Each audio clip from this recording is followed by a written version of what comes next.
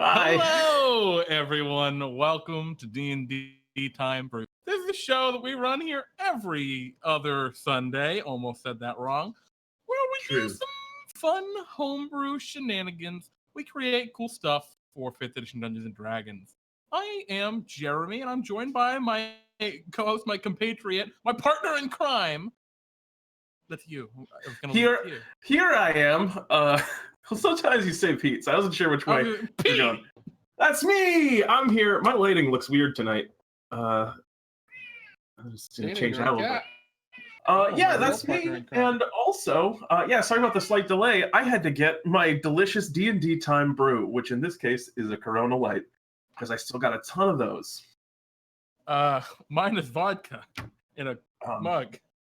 Well, excuse, it's the lack of bow tie that's throwing us off.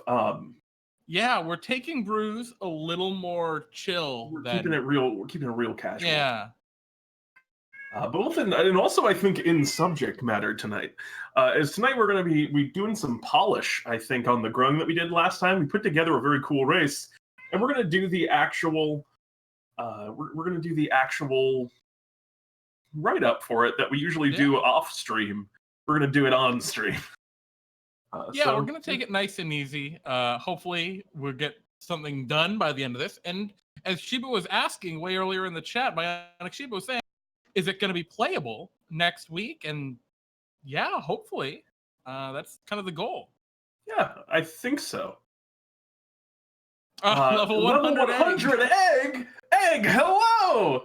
It's good to see you. It's been a while. Choose to believe he's wearing a bright green bow tie that he's editing out. It's a secret. Don't tell. I'll never tell. Who knows? Oh, I don't have the cat cam set up for data on this one. Yeah, so we're gonna be going through. We got ourselves our little template that we use for making nicer looking races. I believe it's the same that they used, styled after the Unearthed Arcana. Yes, it is. It is in fact styled after Unearthed Arcana. Anyway, what are we doing tonight? We're talking about the Grung as our main focus. If we finish up all the Grung stuff, by the end, maybe we'll hop back down to our, I guess fairy is not correct anymore, our Fey-touched. Fey-folken. Yeah, we'll figure out exactly what this is. I think it still has a long way to go in terms of just the fight. But that's why we want to take the Grung on today. We want to make sure one of these is done and good to go. Completely finished, yeah. Pete, before we move on to the Grung, next thing, for people who don't know, Grung are little frog boys. They're froggy boys and froggy girls, and they're small and they hop up onto trees. Are and they shoot... frog boys and frog girls? I think I always assumed. I mean, they could just all be frog hermaphrodites. We don't know. That's true. They could be. We can't make these assumptions about. They could be frog gender neutral. I apologize, but the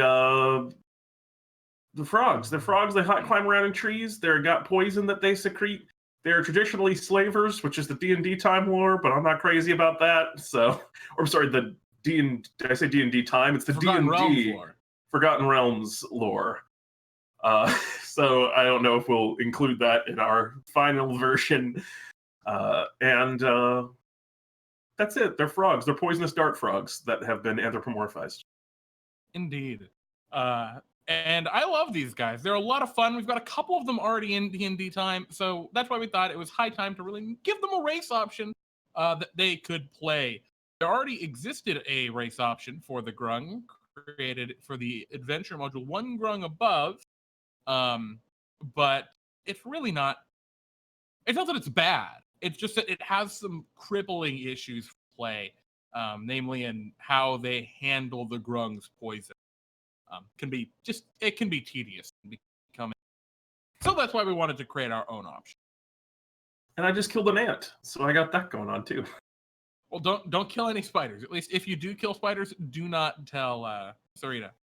But anyway, yeah, I love these little Grung. I'm hoping at least one of you guys got my Jurassic Park hermaphrodite frog reference. I did. Anyway, yeah, that was the joke. Frogs just a deep cut. Frog can change gender anyway. Not the point. It was we're gonna make some frogs. So they're done, and they're done already. We did it last week. We're gonna probably. Do you want to start off by going over kind of where we ended up last week and kind of reevaluating? Great. Yeah. So let's. I'm gonna zoom in here, Pete. You can walk us through the Grung, where we finished up. That's great. Before I do that, I can't find them. Where are the Grung? Are they at the bottom of the thing? God damn it. All right, guys, I'm gonna just a second. I gotta link Pete the Grung. No, there where you are go, they? Pete. Are they not in the? Are they not in the thing? Did you take them out of the folder? They're in the thing, Pete. I don't see. You're lying to me now. The thing dated last week. The only file that was created last week and edited 14 days ago. I'm sorry, 14 days. All right. Well, regardless, I'm here now. And I think Jeremy's trying to gaslight me on this Grung file that has disappeared. That's the Grung. So let's go over. For starters, they get an ability score increase, which we just kind of phrase in this particular stat block. We have it at the top. We'll do it out nice later. We got +2 dex and +1 con. Do you want to do it all and then come back, or do you want to just hit them one by one? All right. In that case, their size small, the speed of 25 feet, climb of 25 feet. A lot of this stuff was taken directly from the official Grung stat block, as were a lot of like the lore and things. We took the pieces of the lore that we liked and discounted the ones that we didn't. So in age, we borrowed some of this from D&D, or from, I believe, the Volo's Guide. Generic, yeah. Yeah. So Grung mature to adulthood in a single year, but have been known to live up to 50 years. About 3 months after hatching, a Grung tadpole takes on the shape of an adult. It takes another 6 to 9 months for a Grung juvenile to reach maturity. Pretty simple. Pretty quick. Yeah, quick turnaround into adulthood, but then a character that can have relative longevity. Mm-hmm. We'll do the next one, Jeremy? Yeah, I was going to say, most Grung are lawful, having been raised in a strict caste system. They tend toward evil as well, coming from a culture where social advancement occurs rarely. This is a reference explicitly toward the kind of slaver and caste system of the Forgotten Realms flavor of Grung. And, it's not saying there isn't any of that in D&D time. The Grung have shown up in adventures from Pharaoh Froggenhoppen, who is a Grung. And in that case, they are a strict caste system in that, well, everyone else is not the king, and the king is the king. So that's a caste system, sort of. Not really. Yeah. You can't become the king, though. Actually, a lot of frogs become the king. Shit. We might have to rethink this for D&D time. We'll come back when we're doing the official. And then size, this is probably going to be constant, which is Grung stand between 2.5 and 3.5 feet tall and average about 30 pounds. Your size is small. So you're a little Grung. Tiny Grung. Or small Grung, not tiny. And then we start getting into the Grung's abilities. Those abilities are amphibious, aposematic coloration, Grung tactics, poison resistance, poison skin, and standing leap. It's a lot of features. Let's go over them and see what they do. So I'm going to start with amphibious. You can breathe air and water. Oh, that's a very simple one. Let's take a look next at is it aposematic? Is that what you said? Aposematic? I think it's aposematic. Aposematic. I think we were saying aposematic last week. So yeah, I think it's aposematic. I'm pretty sure that's correct, but I might be wrong. I don't know either, so I'll trust your judgment here. Once per day, when a creature would target you with a bite attack, you may use your reaction to show off your colors, causing disadvantage on that attack. This is a trait that's found in nature. Aposematic coloration refers to things like poison dart frogs and other poisonous creatures that have that bright coloration to be like, don't eat me, I'm poisonous. And we wanted to kind of represent that somewhere in the stat block. Yeah, that's not at all in the Grung stat block in the actual book, but we thought it would be cool. And I think the reason it's not in the stat block in the book in any way is what player characters usually eat monsters. Not a lot. There's in D&D time that maybe is an exception. But the next feature was Grung tactics, and that is you have proficiency with the blowgun and net. We like this, just being able to give them a blowgun. Yeah, it's very cool. This is one of my favorite things. That's one of my favorite things that we tossed in. The next one was poison resistance. Pretty straightforward. You have advantage on saving throws against poison, and you have resistance against poison damage. You are immune to the poisonous skin feature of other Grung. The reason we went with this instead of just full-on poison immunity is because we don't like immunities if we can avoid it, if we can possibly avoid it. They're really not great from a design perspective, and then especially for our very short games that we play in DnDTime, an immunity can just ruin an adventure, and so we try to get away from it as we can. So we thought this was a good kind of middle ground. Exactly, well said. And then poisonous skin. A creature that ends its turn in direct contact with your skin suffers damage equal to your Constitution modifier, minimum of 1 damage. Additionally, when you damage a creature with a blow using a blow, you deal extra damage equal to your Constitution modifier and the creature must succeed on a Constitution saving throw, becoming poisoned until the end of its next turn on a failure. The DC for the saving throw is 8 plus your proficiency bonus plus your con modifier. So this is an interesting. We went in an interesting direction. We gave them that poison skin. The baseline isn't in particularly powerful. It's just like you deal a little bit of damage based on your con modifier. If in the exact situation where you're grappling a creature. So like I think the only time that would come up is if a creature is grappling you, or if you're grappling them and they're unable to shake your grapple by the end of the turn. And it's not a huge ability. No, realistically, the maximum it could be would be 5 damage per round, which isn't, world-ending. It has a very specific condition on it, so I wouldn't be concerned about the first half. The second half is a bit more impactful. Yeah, and the second half was really to say, okay, we gave you blowgun proficiency, and we want you to actually use it. Here's like a reason to use the blowgun. In terms of average damage, if you have like a +3 Constitution, it's going to be about equal to most other ranged weapons. I mean, short bow is going to do an average of, 3.5 damage per hit? So by hitting 3 here, if you have a +3, you're at the exact same damage as a short bow. So that's nice, and it has the advantage of the poison option, which is just, it's going to be a little less damage overall for a chance at poisoning. Yeah, I like it's a cool tactical choice. I agree. I think it functions at low levels. It kind of is like or I guess at all levels, it's kind of like almost a vicious mockery cantrip that they have, where they can give a creature disadvantage on it. Yeah, exactly. So I really like it. I don't know. I just think it's neat. Yeah, It's a little convoluted, but it's not like too bad. And that's the kind of thing where we might look at this and be like, whoa, never mind, we're crazy. This is really brutal. And this is the kind of thing that we might come back and change on the Grung, but I'm actually pretty happy with where we ended up on. Yeah, like if we find that this is just doing way too much damage for the fact that it also poisons creatures, we may come back and tweak it and maybe remove from the second effect and just have it poison. Yeah. But we'll see. We'll see where it comes out. Our goal is to make it as usable as possible. Indeed. And a lot of fun to use. And then the last feature, straightforward. This was taken right out of the Grung stat block. Excuse me. And that is to say that the Grung's long jump is 25 feet, and its high jump is up to 15 feet with or without a running start. So that's all on that. Pretty simple. Languages, common and Grung. Scared me, Pete. I'm sorry. You startled me. It was very loud. I struck my keyboard.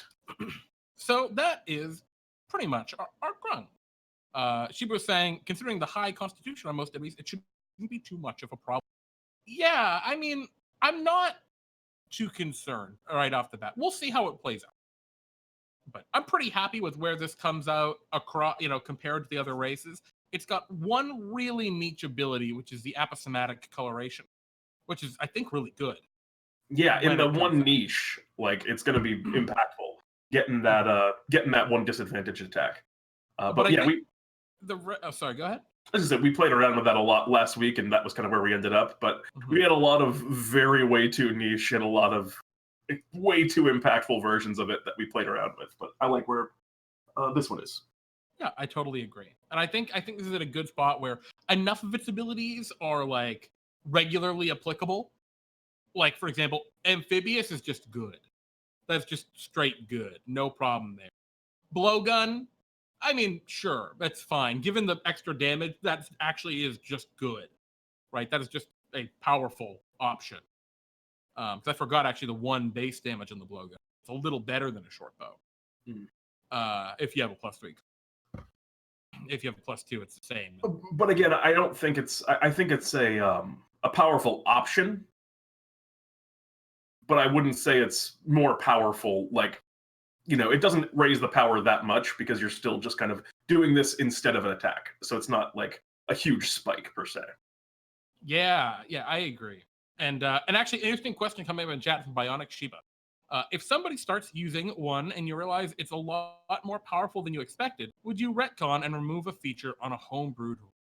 Absolutely. Yep. I think that is something that people should understand as they're buying into using a homebrewed race for D&D time. These are all works in progress, especially when you look at, I know, the Ant Therian and the Spider Therian, the Therians in general with their extra arms. We really are pushing the boundaries on a lot of these and making interesting and versatile mechanics. And sometimes we might go too far. I don't think we have yet. I think no, everything's been okay as far as I'm aware. There might be some hidden imbalances and stuff that no one's even picked up on yet.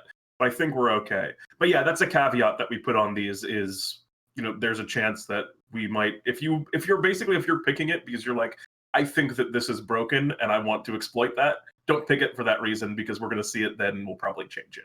If you do find something that is just outwardly broken, please tell us. Oh yeah, for sure, because we want to change it beforehand and get it to a more reasonable spot. And another thing I want to point out, Banshee was saying, considering con is high on most enemies, it shouldn't be too much of a problem. That's definitely true for like the saves on the poison. Also, is another thing, poison is the most commonly resisted and immune damage type in the game. So there's also that to consider. Like the blowgun is completely ineffective against, I think, a lot of types of monsters. I think it's the most immune. I'm not sure it's the most resisted. I think fire might be the most resisted. Maybe it's close. You may be right on that. Yeah.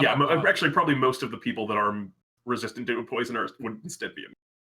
Yeah, exactly. But regardless, let's move on to actually putting this together. So I'm going to hop over to our other document. If you have seen this before, that's because you've looked at any of our homebrew. This is a beautiful, beautiful little document we've put together. And as you can see, it says Bunny Folk everywhere. And that's because this is for our Bunny Folk race option that we had built before. Obviously, we're not making Bunny Folk because we already did that. We're making Grung. So we're going to be taking this and we're going to be revising it and tweaking it. Because that's just how we do things. But yeah, should be good. So let's start going through. I see Pete's already diving ahead and changing things to Grung everywhere. Grung this, Grung that. Grung. I will change the header here. Oh, I have to too. You got ahead of me on that one. Changing on both pages because we're bad. So the reason we go ahead and make this real pretty thing right up here is, well, we like it, right? We've taken pride in this thing that we've created, and we're making something a lot more professional that our players can use and look at and print out, and if they want, share, right? Something that is polished, polished and nice. So let's start diving through.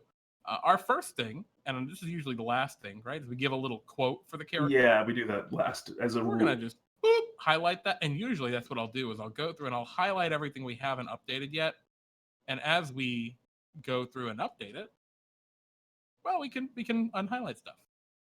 So I'm going to pop down to the bottom and just start hitting up the stuff that we've already got finished. And it's just the Grung traits we just went over. The Grung character has the following traits. Do you want me to read them off to you and you can do the changes, or are you just going to... Yeah, sure. So ability score increase. What increases by 2? Dex +2 and con +1. Okay. So that'll read your dexterity score increases by 2 and your constitution increases. I probably should have constitution score increases by 1. Boop. All right. All right. What's our next one? Age. We probably want to just copy and paste our text there because I think it was pretty good to go as it was. Yeah, absolutely. So you're going to put that in there? Yeah. Alignment. Alignment's a real funky one. So which direction do we want to go with this? Obviously, in the book, right, Grung are monster slaver little frogs. They're vicious little monsters. And I don't think we capitalized grung, right? Throughout the, or do we? Let me. Yeah, we do. We should be capitalizing grung whenever it shows.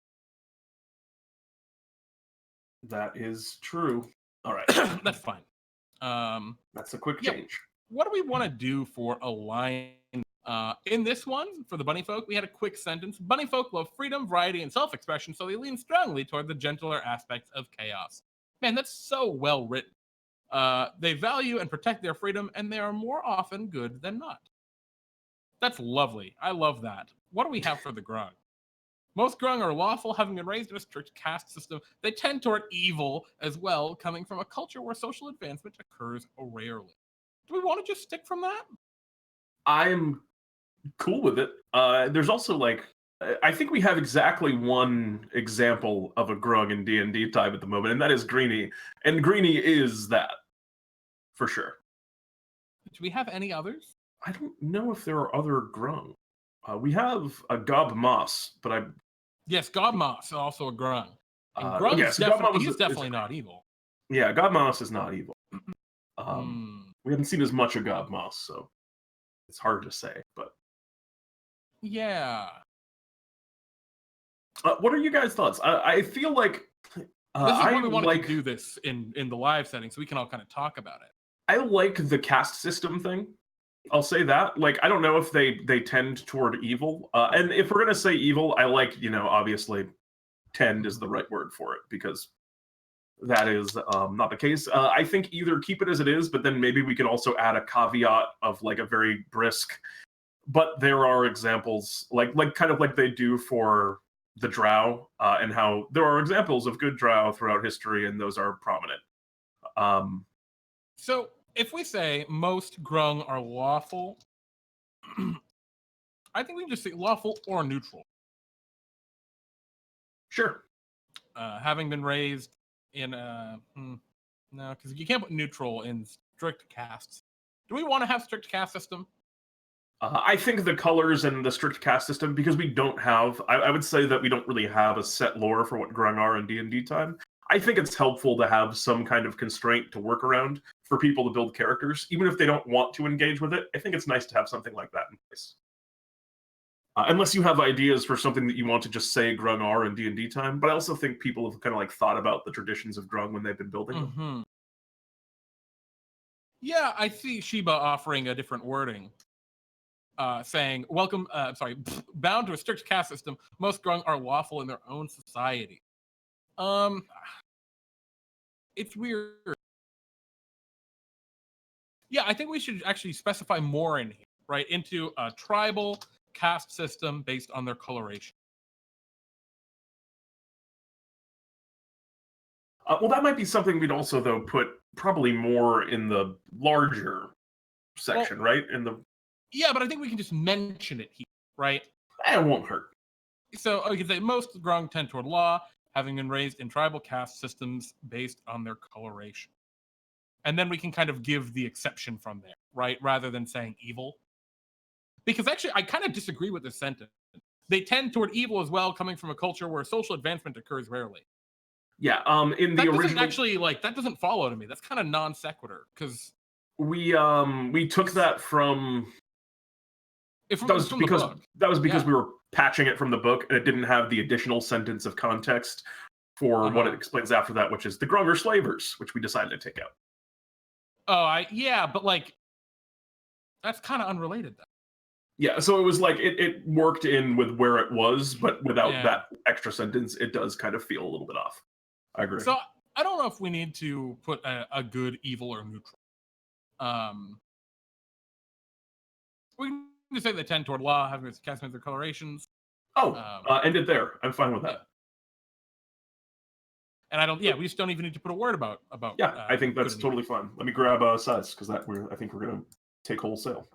Oh, hello, Maddie Morgs. Hello, and hello, 12 for 10 cents. Welcome. It's good to see you. Good evening. All right. So where are we at now? We got size, speed, dark vision. They don't have dark vision. They don't have big ears. They don't have bunny hop. Oh. Pace without that. They don't have cute or powerful legs, but we're going to keep powerful legs as a template. All right. Also, you didn't say anyone earlier, so howdy everyone. Howdy to you as well, Blood. Speed. Your base walking speed is 25 feet. What text do we use for climbing? I was just about to look that up, and I was going to use the Aarakocra as a reference, and we'll see. Oh, because right, they have a thing called flight. Is their feature, right? Yes, indeed. So we'll check out the Aarakocra and see how they do that. Yeah, and maybe that they have a thing called like sticky toes is their feature or something. Yeah, that's an excellent name for that feature. That's by the way, actually the exact. I was going to say sticky feet, but sticky toes I like better.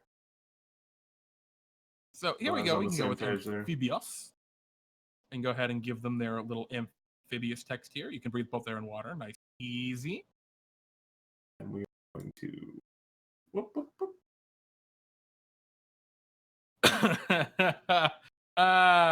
That is actually very, very clever, Dime a Dozen. I didn't get it.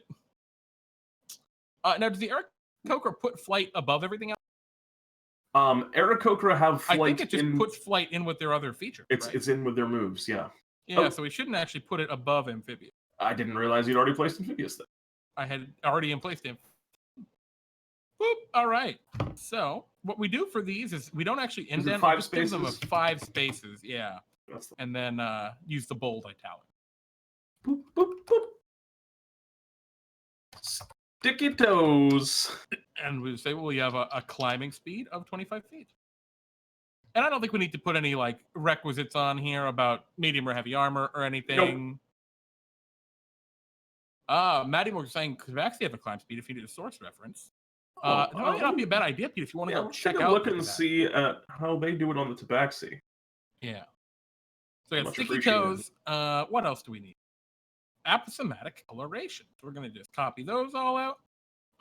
And if you're wondering why we're bothering to do all this, well, we already have them in a very usable format here. It's just, this is usable. Barely usable. But this is nice. It's got that extra bit of love. Say, when a creature would target the bite attack, use your reaction to show off your colors, causing disadvantage on after you use this trait. I feel like there's another way to phrase that we don't quite have. The Tabaxi's climbing speed is in with their cat's claws. It's part of the cat's claws feature. So okay. So it's also, does it have different language, or is it just you have a climbing speed of 25? Cat's claws is because of your claws, you have a climbing speed of 20 feet. In addition, your claws are natural weapons, which they go on to explain. Cool. So we'll just keep it the way that is. Well, the Grung tactics with the blowgun. We love blowguns here. I love blowguns. They're like one of my favorite. It's such a bad weapon in a lot of ways. What? Mechanically, where it feels bad to use it, but I love not anymore. Not if you're a Grung. You get to use the glowgun all you want. And let's give these guys their things. And because we've already gone through and given these a good look through yesterday, we're not going to go into a ton of review of these. But oftentimes, what we'll do is we will give these like some heavy review to make sure that everything is spot on. Like, for example, when I mentioned this one here, when a creature would target the bite attack, you may use a reaction, blah, blah, blah, blah, blah. And I think right off the bat, when a creature you can see, there's an important caveat that we didn't put in there.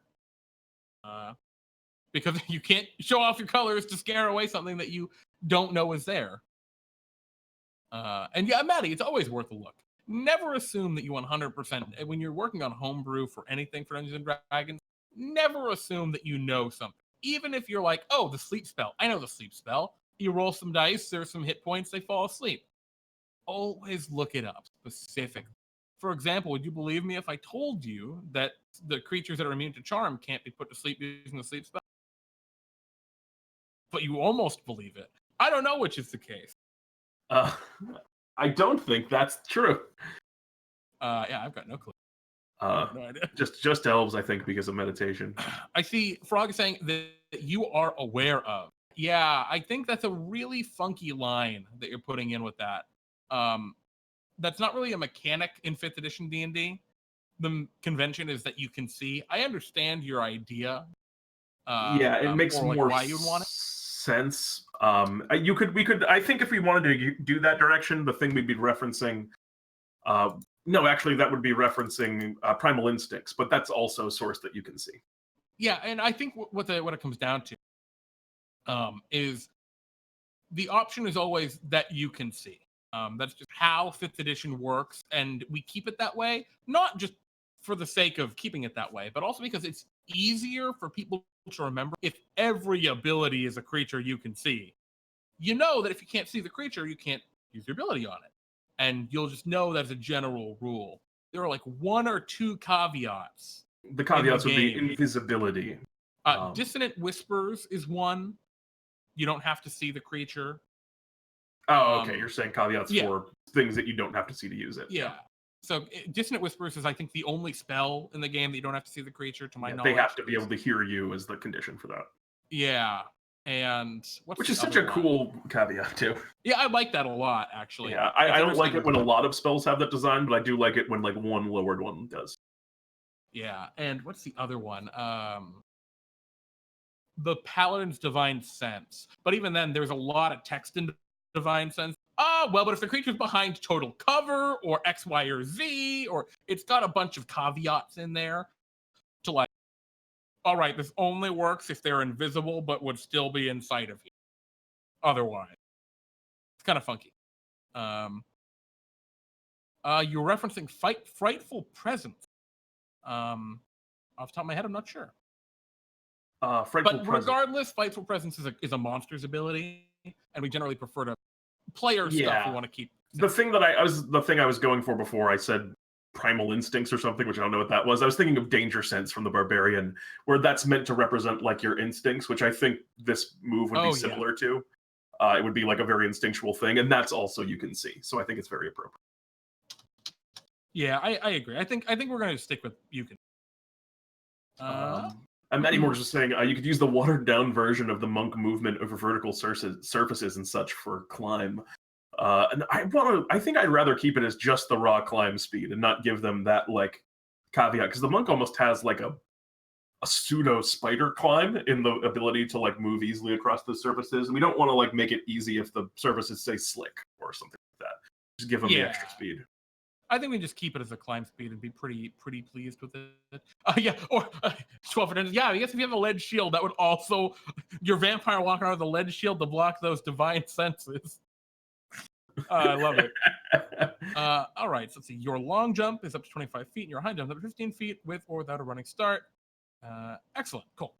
We keep in mind when we're writing all of this, we want it to be your and you, because that's how it's just supposed to. So at this point, I think we have all of the main features. Oh, we got languages. Language. You can speak, read, and write Common. And Grung. Now, they speak Bunnish. Weird. Yeah, they speak Bunnish, Primordial, and Grung, but not Common. Wait, they speak Primordial? This is news to me. I'm just throwing that out. You can speak, read, and write Common and Grung. That's actually another problem with the one Grung above Grung option. It doesn't speak Common. Oh, I love it so much. Really funny. Don't frogs stick relatively well to wet and slick surfaces? I don't know. I'm not sure. The answer is probably true in real life. But for the simplicity of the design, I think we'll just go all-purpose. It's also a point where I think at this point, this is in a good spot. I actually am pretty happy mechanically. Me too. Which is that the one downside is it's got actually a little much going on. I think it has a bit heavy on the count of features. Even though some are really simple, like sticky toes and grung tack, they're really basic features. But, it's just there's a large count. Same with amphibian, a large number. I don't want to go too over. Because it can just be like, oh, it's just a laundry list of stuff, I guess.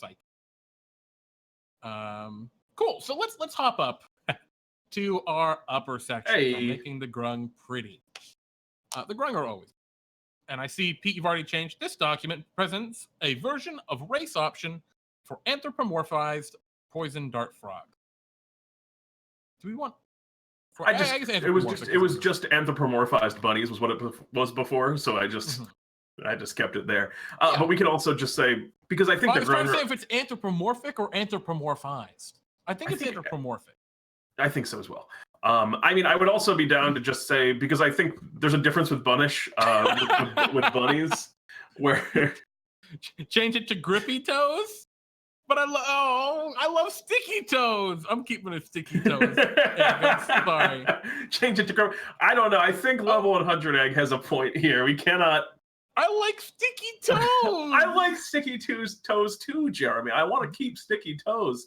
But we're going to get in trouble if we do that because they're grippy, not sticky. Sticky toes would stick to the glass. Shit. We'll come back to this. This will be a major point of contention. This is a big debate here. I'm just gonna highlight sticky here, and we'll come back. We're gonna get in so much trouble. Actually, we're gonna give it a pink highlight. Show it's not. To show it's not important. Oh, and actually, Bionic Sheba, your comment earlier, would you change it? We have it written out right here that it's playtest content and subject to revisions pending playtest feedback. There we go. Yes. So I was going to say before, prevent subversion of race option for anthropomorphic poison dart frogs. I said that because that was what we had for the bunny folk, was anthropomorphic rabbits or bunnies. But I'm actually, because I feel like the Grung are more widely known, I think you can honestly just say Grung, like for the Grung, because people know what Grung are, unlike us trying to like. I think it's fine. But yeah, I think we know, but I don't think not everyone. Fair you know what I mean? Fair enough. Certainly more widely known. We're kind of D&D fanatic. Yeah, but that's true. If we said bunny folk, right? People would know what that is too. Actually, more easily than what? Like the word Grung means nothing actually to 90%. Yeah, I guess it's just my own biases as being steeped in Dungeons and Dragons so much. Okay, so let's start going on here. The this quote little we'll probably paragraph. Do last. We're going to do last, but it's just a little flavor text to hopefully give an idea of what's to come in this text describing. So we have some very base description text, and this will go through probably their history, if any, and a little bit about their culture. And then we will have subsections for major aspects of their culture.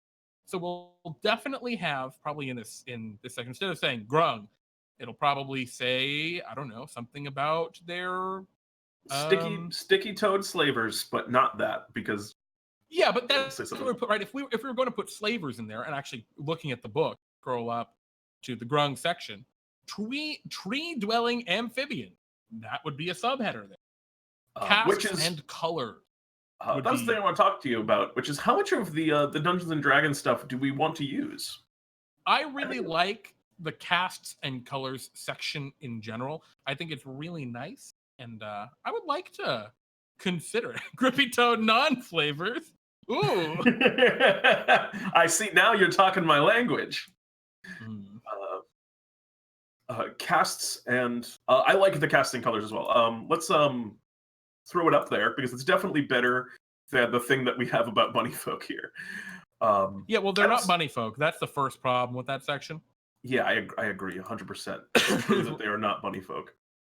So what is this? Grung society is a caste system. Each caste lays eggs in a separate hatching pool, and juvenile Grung join their caste upon emergence from the hatchery. All Grungs are a dull greenish gray when they are born, but each individual takes on the color of its caste as it grows to adulthood. Green Grungs are the tribe's warriors, hunters, and laborers, and blue Grungs work as artisans and other domestic roles. Supervising and guiding both groups are the purple Grungs, which serve as the administrators and commanders. To have that there, there's a little note about stat blocks. Red Grung are the tribe's scholars and magic users. They are superior to purple, blue, and green Grungs, and given proper respect even by Grungs of a higher status. Okay. So what's interesting about that is this paragraph here, right, about like the hierarchy, and I think that's what we can cut. Right? I think we're okay to even maybe give them their normal roles. Typically, blue Grung pursue blank, maybe. Right? What do you think? I agree. Just basically add some kind of hedging of the language to make it clearer that this is not absolute in the land of D&D time. Also, I just want to point out that I know we always make up our own quote, and we probably still want to, but the quote they have for Grung is so good. What is it? Sentient poisonous frogs that live in trees. Truly, the gods hate us. Yep, no, we should just use that. Volo. It's from Volo, of course, because it's Volo's guide. I'm going to put that there as a tentative, because it's really good. It's so good. Dungeons and Dragons does a good job. Sound like Grung instead of the chromatic. They're the good Grung.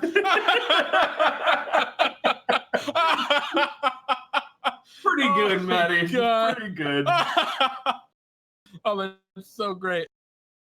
Sheba asked, "Are you going to mention the Pharaoh for D&D time?" Oh, that's a good question. Yeah, I'm not sure. Maybe. Do we mention D&D time at all in the Bunny Folk description? We do. I believe we talk about the Sacred Veil a bit. Okay. I want to be a cadmium grung. Yeah, no, we're thinking more of a hexavalent chromium grung. I have really good. I want to play a neutral gem grung. That's an amethyst grung. Oh my god. This is just spiraled, gentlemen, into a really awful direction. Yeah, I'm going to say awful here. The bismuth grung, your rainbow. What alignment are plastic dragons, Jeremy? Oh, Jesus Christ. They're in it. Fair enough. You got me there. Grung names. That's one. That's one that we'll get to make up completely whole cloth, which is going to be fun. Oh yeah, absolutely. Goodness, we're all crystal grungs. We can play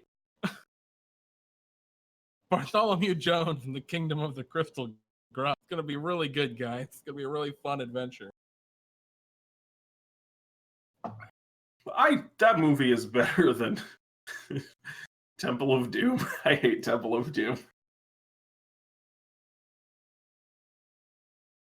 Anywho, let's start talking about this. Let's figure this out. We don't have like a general. Also, I don't know if we want to follow the conventions of the Player's Handbook, but generally speaking, there's a chunk about this is what the Grung look like, or this is like for all the races. It's like this is what the race looks like. This is what the race's culture is. This is how the race acts, or this is why those people of that race become adventurers. Here are their names. Do we want to follow that format with the Grung? Because I don't know if it facilitates that with what they have for them naturally in the monster guide. I think we can still do that. I think that would still be fine. We can just keep this segment about castes and colors. Yeah, which I very much enjoyed that segment. Do we want all the sub? Yeah, so we're gonna do all those. Let me paste those guys in. I see Bionic Sheep saying Julius Frogson's a bullywug, not a Grung. Who's to say he's not just a really overweight Grung? We don't. Me, I can say that he's not. He's a bullywug. All right.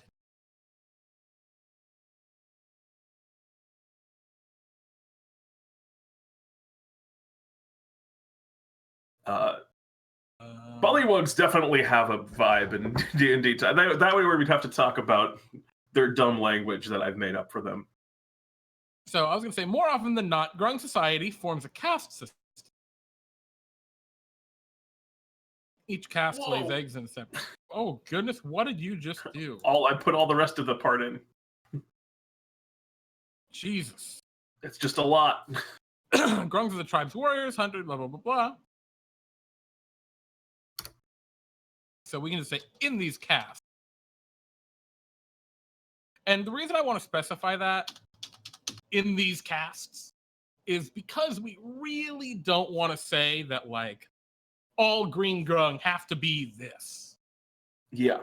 But if you want to use this lore, it's cool. And I like the lore a lot. Oh, yeah, I like it a lot. It's very good.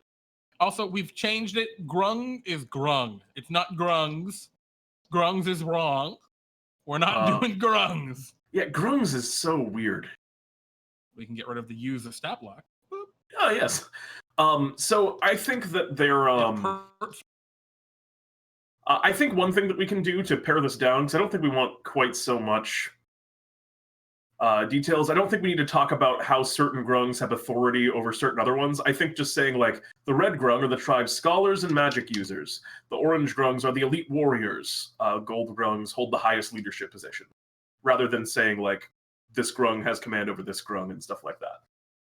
Which still feels casty, but not as rigid in terms of people feeling like they have to be subservient if they're playing a green grung, for example.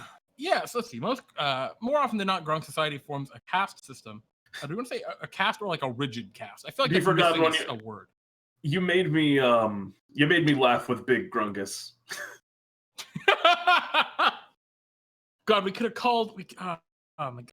I'm gonna have to run an adventure called Big Grungus at some point.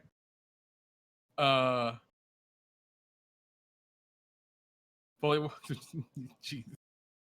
Rough. You're always being going to escape the caste system. Yeah, exactly, everybody. There are a lot of reasons you could break the mold. But this is just something. The reason we put this in is to give people inspiration on which direction they want to take their kids. So, and that inspiration might be, I want to do not that. Oh, I need to go back. I don't need to go back Farfel to Farfel 13's comment. No, Pete, Crystal Skull is absolutely terrible. I'm not denying this. I need to clarify my position. Crystal Skull is a bad movie. I just think that somehow Temple of Doom manages to be a worse movie than that. And also, I really like the third. I just completely blanked on the name of the third Indiana Jones movie, even though I absolutely adore it. Level 100. Can I get an inspiration point for reading that? Which part? The Big Chungus part? Or I don't know. Last Crusade. There we go. Oh. Hey, dude, got it right there. Last Crusade. Yep. All right. Grung society forms a rigid caste system. Each caste lays eggs in a separate hatching pool, and juvenile grungs join the caste. Blah blah blah. I think are born a dull greenish color. Any part of it, you said it gives us inspiration. I guess you're right. You can have inspiration in the abstract, and that you can feel like have more ideas, but not mechanical inspiration. Yeah, and I'll say I also have not seen The Last Crusade. Oh, you've never seen The Last Crusade, Jeremy? Do you like Indiana Jones? The only Indiana Jones movie I've seen is The Crystal Skull, and it was bad. The first one's really good, Jeremy. It's worth going back. Yeah, but Pete, here's the problem. You're looking at it through those nostalgia glasses. No, I think it's oh my goodness, I loved Indiana Jones. And now I'm looking at it from the, oh my God, that Crystal Skull movie. To this day, I remember how fucking terrible it is. I think it's genuinely worth going back for Indiana Jones. It's really good. I think it's a good movie outside of nostalgia goggles. I don't even feel like I have nostalgia for Indiana Jones. I just really like it because there's a lot of really good camp and a lot of iconic stuff in it.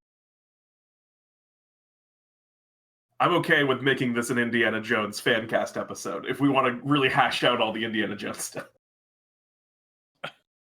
Temple of Doom, Raiders of the Lost Ark, and The Last Crusade. And the last one we dare not speak of? Oh, the Temple of Doom is not the one with the giant ball. That's the OG Indiana Jones. That's the opening sequence, which is amazing. And that's it. That's the opening sequence? Dude, you should watch Jeremy, you should watch at least the first 20 minutes of Indiana Jones 1, because it's some of the best 20 minutes of movie you'll ever see. Indiana Jones viewing party! Can we do that on stream? Are we allowed to stream Indiana Jones? We can. We could stream our reaction to watching Indiana Jones. We could stream it on my account and not DnDTime, so that DnDTime doesn't get banned and I do. No, not doing this. All right. So what parts do we want to cut out here?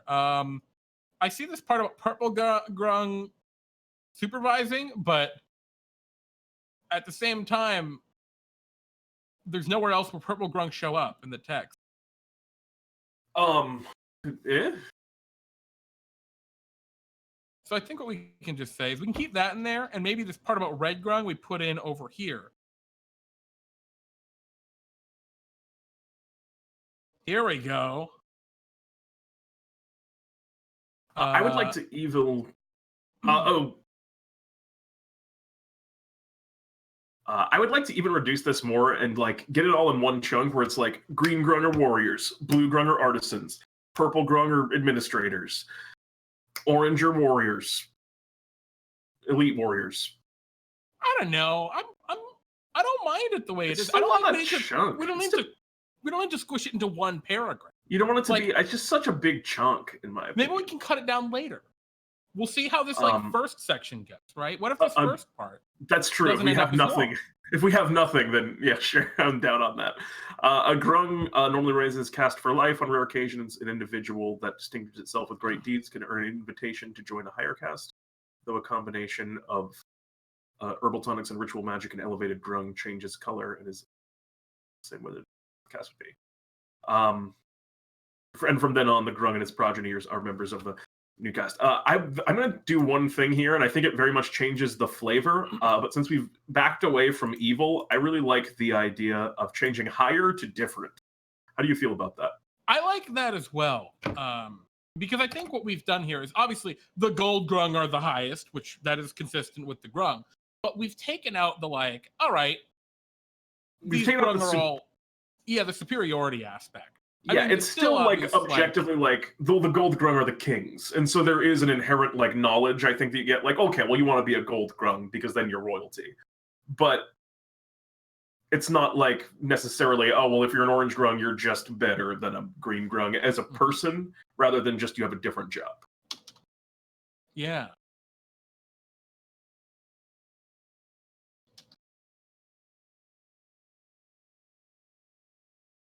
In the far reaches.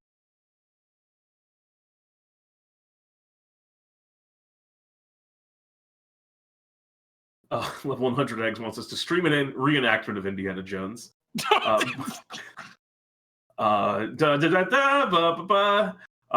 Sheba asks, what color are the Froggenhappens? Jeremy, what color are the Froggenhappens? Are they gold? He's a gold Grung. Yeah. Oh, nice. Blood Deuce, change that to a culture note about leadership Grung having purple paint markings. I like the idea that their skin color is actually like the thing. Like, I think it's really, I think that's a really cool part of lore is that they have to actually like dye their skin permanently a different color. Although I can also see like, I also, now that you've said this, I have an idea that I'm already want to make a character that I'll never be able to play like most characters, which is a Grung that's just painted himself a different color to like painted himself gold to be a king. I'm a king! Exactly. Oh, that's an adventure right there. Also, hello, Diadems 1970. It's great to see you. Good evening, Diadems. I wanted to just say, Level 100 Egg wants us to have a full-size stone ball. Level 100 Egg, if I could get a gigantic, like, maybe like a styrofoam boulder, I would have it. That would be incredible. And I would suspend it, like, above my ceiling right behind me, so it probably wouldn't look at all like I intended it to like look cool, like falling. But that's how I want it to look. Farfel13 says the high level of stratification is one of the most interesting things about them and provides for a lot of role-playing opportunities. I agree. Yeah. I like keeping them separate. I don't know if you're referring to if you're saying like keep them separate, or if you're saying like do it even more than we have it right now, where like keep it as you can't change class and it's like, or the higher class is what you're talking about. Because I actually really like that we're taking some of that out, because I don't want people to like. I know it's like an entire choice in how you roleplay it, but I don't want Grung to inherently be worse than other Grung in terms of like who you are as a person. I think you're saying it's not a caste system if there's not a higher level of stratification. I think it still is. I think when it's stratified by like what your role is, and like you're stuck in this role, you're a warrior, you're a hunter, or a laborer. That's what you do. I still think that that's a stratification that's at least more implied rather than being the strict like you're well, I think the point we're getting at here, right, is we're not saying that the mages, right, the scholars and magic users are better than the artisans, right? We're not saying that the red Grung are higher than the blue Grung. If you wanted to create a Grung society where the artisans were like the most important part of that Grung society, then maybe the blue Grung would be higher than the red in that, right? That's what we're trying to say. Yeah. It's not, we're just, rather than stipulating the order, We're saying there's an order, and you can decide what that order is. Maybe in your beautiful Grung hierarchy, the green Grung have overthrown the other and forced them to labor as artisans and spellcasters which I think their is iron rule. Which I think is what Granny is going for. Yeah.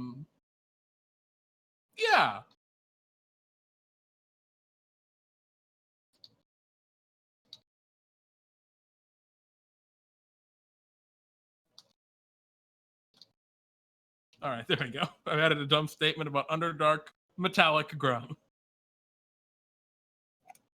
Oh my god. All right, we might remove that later, but otherwise, you monster. All right, let's talk Grung description. I want to see what they have in. Oh Jesus! No, they don't just slice the skin off the old gold Grung to become the new gold Grung. Yike! That's terrifying. No, I think they do the dye skin thing. Yeah. It's probably a ceremony. It's just rumors. Yeah, exactly. Wonderdick.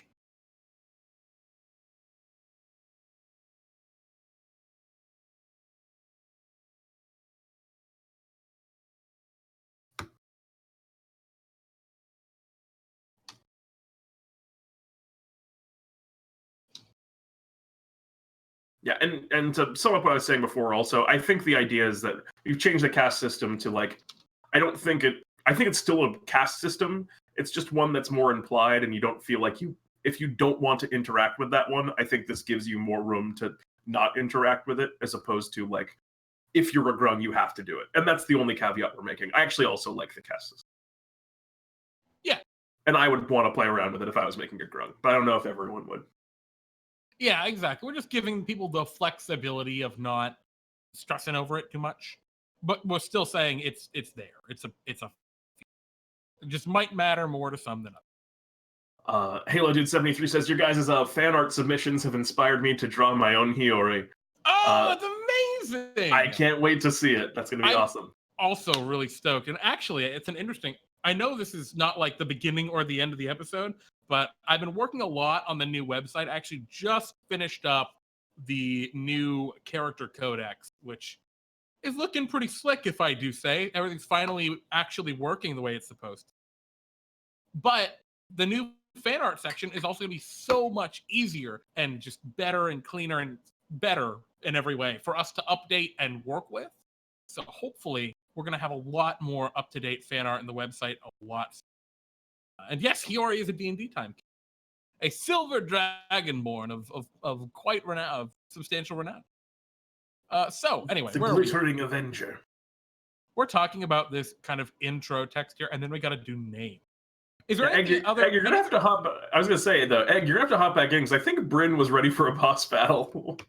Yeah, if I remember correctly, it's been a long time, but been secretly promoted.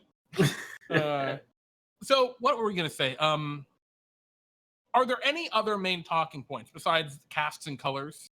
Oof. I think that's like the only real main talking point that we're gonna want, right? Because we don't really care about naturally toxic. I mean, that shows up in there. Slavers, we already have. I mean, we don't want that. Well, right? You know what like that's up to you. Yeah, I like not having the slavers in. Yeah. It's just like maybe you're from a culture of, if you want to interact with that lore, maybe you're from a culture of Grung that are slavers, but I don't want to like push that lore, if that makes sense. So yeah, do we want to talk about like this? Well, Jeremy, why don't we think about that while we take a break? Because it's 10 o'clock. My goodness, it's a great point. All right, guys, we're gonna be right back. We're gonna take a quick break. Hello, my neighbors. Hello, my neighbor, rather. We're doing a cool write-up for our favorite frog friends, the Grung, which they're actually down here. Look, oh no, I scroll past them. They're cute. Anyway, but we're gonna be right back with a quick break. We'll see you guys in, 5 minutes. See you soon. Bye-bye.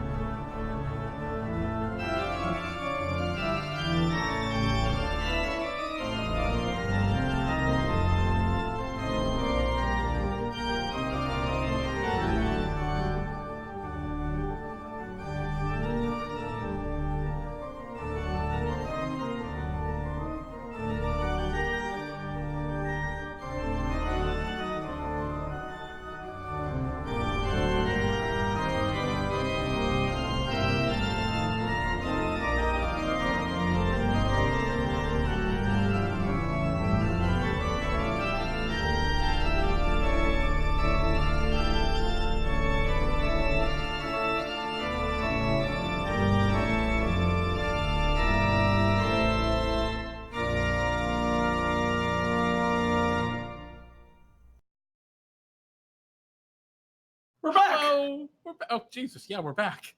Yeah. Data, We're can here. you say, oh no, come back. Data, you came out to hang out with me during the break. Look at the camera and say I love you to everyone. Can you put Data on the cat cam? Do you have the power to do this? No, I don't have the cat cam set up for this for some reason. Oh, fair there enough. we go. He's even that's the primary reason I think people tune in is to see Data like for the 15 seconds he shows up. Yeah. Data, look at the camera. 15 seconds of Data is enough to get you through the long dark nights. All right.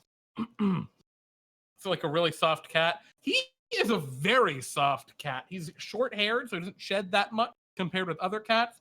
And man, he is sitting like perfectly for the Data camera. Man, I really should have had that set up. Oh well, my bad, dudes. So Pete, where are we? We were about to talk about getting some physical description on the Grung. In terms of what they looking like. What are they looking like? Well, I want to start off by seeing if we can steal that answer from the bestiary. I mean, we could. That's like we could do that. All right, here we go, guys. We got Data the cat for you. Here you go. He's hanging out down here. Data, say hello. There you go, gentlemen.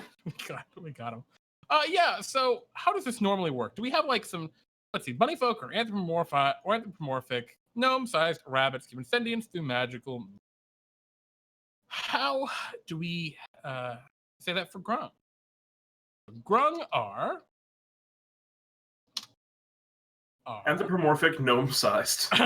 Yeah, but I don't want to use the same text. No, I agree. Oh gosh, holy shit! Little 100 egg, you got it. Grung look like frogs. Done. What comes next? Let me just delete all of the rest of this. Data is the true star of DnDTime. Yeah, he's a good boy. Anthropomorphic. He's a baby cat.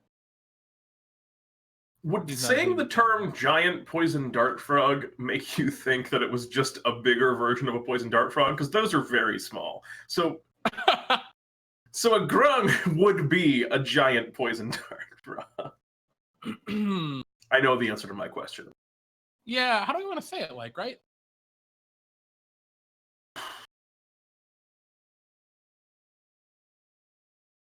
I think we can use the descriptive term small. I think we could honestly say our small anthropomorphic poison dart frog. Yeah. Okay. And we can get rid of this last part of given sentience because that's like extra stuff. Yep. Dart frogs, and I think basically all of the rest of this is going to be gotten rid of. Centuries ago, the first bunny folk were like a lot of this is very specific bunny folklore. So I think we can just cut the rest of this and we'll just move from there. We don't need their origin stuff. Well, here's a part. Just saying, don't cut the whole thing. I think we can cut that. We can cut the very beginning part. But this part isn't, because it's saying like where they live. Yeah, I was going to actually say, but we could even include that in the first sentence there. Grung are small anthropomorphic poison dart frogs, and I was going to say like that often reside in, or phrase it better, but reside in arboreal like they live in jungles and like rainforests is the idea, right? Well, yeah, but we also have them living in a swamp, right? That's true. In DnDTime, they are swamp dwellers. Are we keeping the aspect that they're tree dwelling? I think they can, but I also think like we're okay with swamp, right? They prefer humid, probably, right? Humid environments with Data. Stop attacking my light. With what? Probably like room to hide, right? With area hiding places. How do we want to describe that? I think like trees and raised architecture is probably an important part of their culture because of their leaping. I would think perches is a word that comes to mind, but that's not quite right, but something like that with... So for human and human environments with raised areas such as trees or for now at least. Yeah, I think that's an okay start. Or instead of raised, you can say elevated. That's just a nicer word. Elevators, tree branches, or yeah, trees or tree branches, or ruins. Human environment sounds good. Yeah, definitely. Oh, right. We can just say they're found commonly in forests and swamps.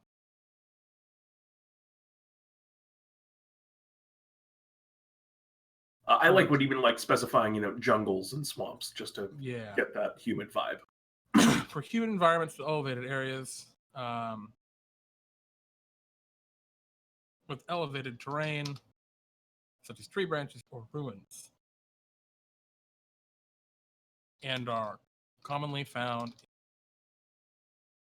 jungles and... Cool. So we have a good first sentence there, a brief description of what they are, and a little bit of text to where you would find them. Frog, I see V-Money was saying we should include forests. We could include forests, but I see these guys much more as a jungle and swamp thing, just because they are poison dart frogs. Actually, they're really just jungle. I've changed things up adding swamp in. But I think it's okay because of, that's the lore of D&D time. D&D time. Yeah. So we've got that in there. Is there anything else we want to put in? Grungs live in trees and prefer shade. A grung hatchery is maintained in a well-guarded ground-level pools. Blah, blah, blah, blah. So I don't think we necessarily... I actually like that little note about the hatchery. Yeah, maybe we can put that over in this other section. Each cast lays eggs at a different hatching pool. And when juvenile grungs join the cast from the hatchery.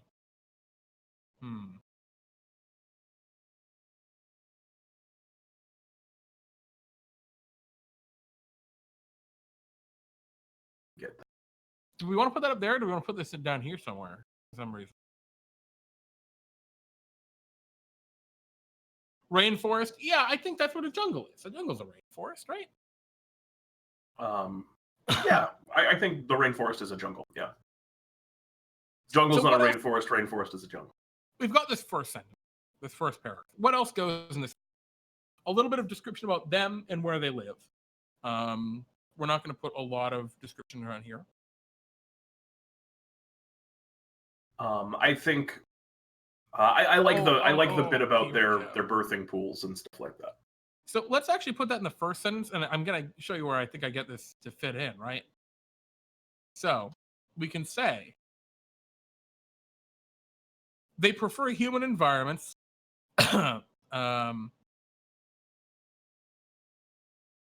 such as jungles and swamp.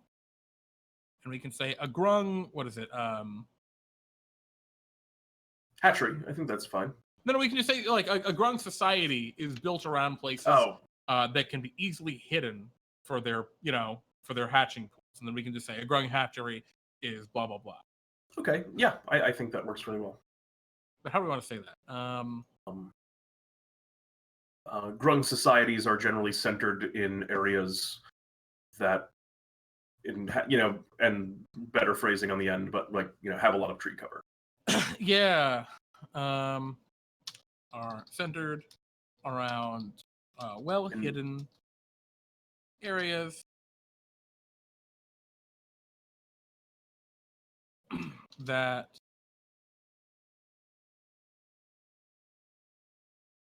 can be used to hide or maintain ground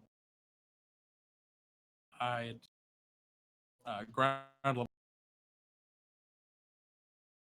maybe something like that.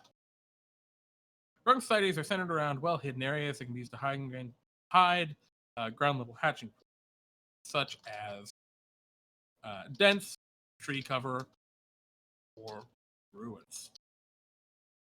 Oops, not ruiz. Ruin. Data, what are you doing? Come back over to this side. I am a grung. My name is Ruiz. nice. Yeah. All right, guys, you lost me for a second while I fixed data. There we go. Gotta keep the camera on the baby. Hey, there it is. All right, so I think that's pretty good. Into the swamps. I mean, at this point, we're going a little quick for this section, but yeah, we probably want to make another statement about them here. And I think the thing that we can draw from is probably not the Grung, but I think of more like the elfin stuff, where they talk about how the elves, basically how they look. They're slender and graceful. They're things like that. I think we could go a little bit deeper. You know, they come in a wide variety of colors. I think like one sentence about the fact that, you know, they have a caste society. We're going to talk about that in a minute. As like the transition into the caste section. So Grung come in a variety. Do you have a better word than variety? Of colors. A plethora, a kaleidoscope of... Oh, there we go. Kaleidoscope. How do you spell the hell? K... starts with a K, can tell you that much. I was pretty close. I before E. Yeah. Except it's E before I. Out of nowhere, I hate you, kaleidoscope.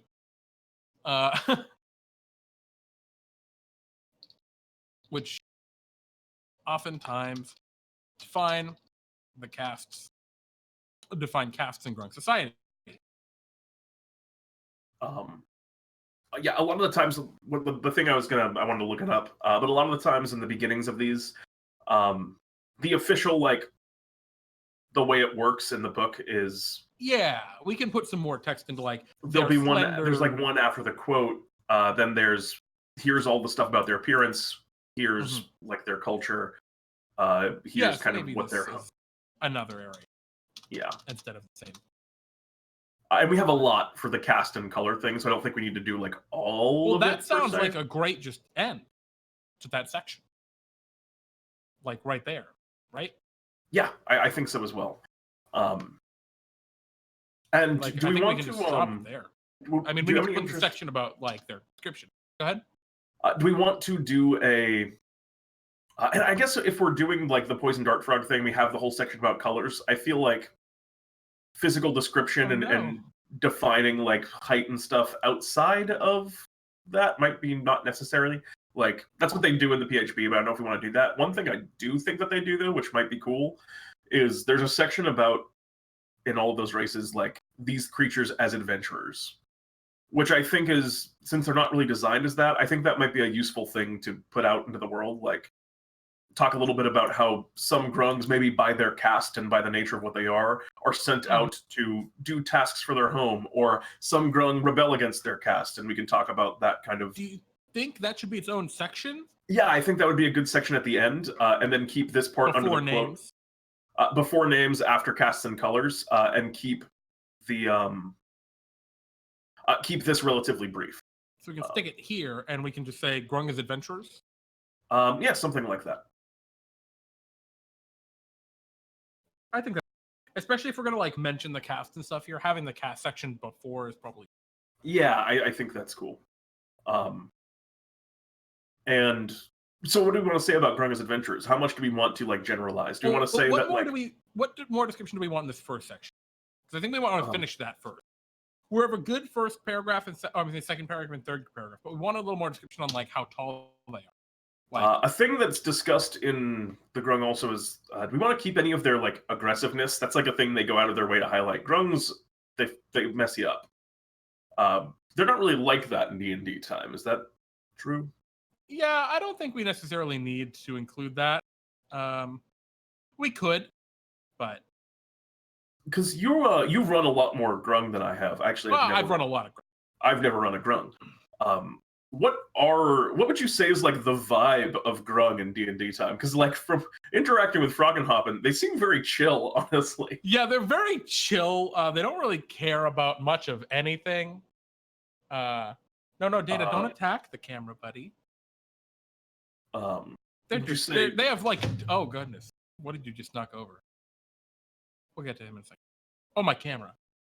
Would you say that they are like insular? Like they just kind of pursue their own goals and without concerning themselves of the the goings on of other creatures that enter their domains, or are they like they're not really even that super protective of their domain? I would say. Yeah, I think, and maybe I'm wrong. In my thought process, is the Grung are very confident in their like in themselves and in their societies and in their protection and everything. They're not afraid of anything. I like that. I think that's a cool angle to take because I think that's closer to what they are traditionally and what people will resonate with without, while keeping it kind of in the, in the ballpark of what they are in D&D time. So I think that's cool. So maybe that's something that we could put here at the beginning. And we want to say the Grung of D&D time are this, or do we want to say Grung are this? I think we just say Grung are this, right? Yeah. So we can say Grung stand 3 to 5 feet tall, and stand from. I want to say something about their teeth because they have teeth. They have teeth? Yeah, they got teeth. Zoom in on those Grung teeth. Look at those teeth. Oh my god. Are you gonna put this up on the screen? I gotta look at these teeth. Oh yeah, dude. They got fucking chompers. That's true. They're nightmarish. Everything else about them was like exactly what I would expect for an anthropomorphic poison dart frog, but they have those teeth. Yeah. They don't stop attacking my light. Grung have teeth. Yeah, right. They eat small lizards and insects. I like that. There we go. Think about what they eat. So Grung stand 3 to 5 feet tall and eat dinosaurs. Are typically the dominant race in their environment, or in maybe not environment, but like in their maybe not like range, right? Environment, I think, is an okay word for it. Unless we're gonna, I guess, the issue is because we use environment again in a second because of your problem with it. But... Yeah, exactly. Because I don't want to like describe environment as like domain. All swamps and forests. Yeah. Within their respective domain is a good word here.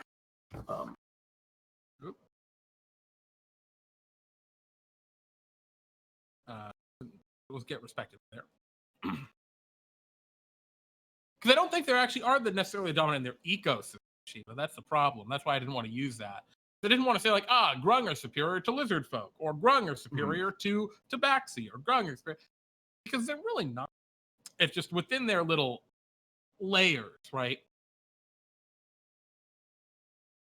What about Sneeple? What? I've got no idea what the hell you mean. I think they were talking names before, and he's throwing out Sneeple as a name. Oh, we're gonna have to put that under names. Shit, great name.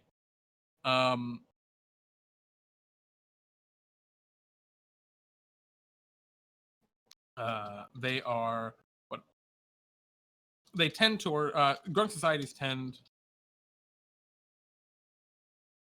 to be insular, and what do we want to say? They tend to be insular, but do not fear. I think Grung societies tend to be insular, maybe new sentence. They often don't concern themselves with the goings-on of other blank, not just the word societies again, comma, and then because of other races within their ecosystem. Because they, and I think like a statement here, because they think that their own civilization is the peak of what civilization could be.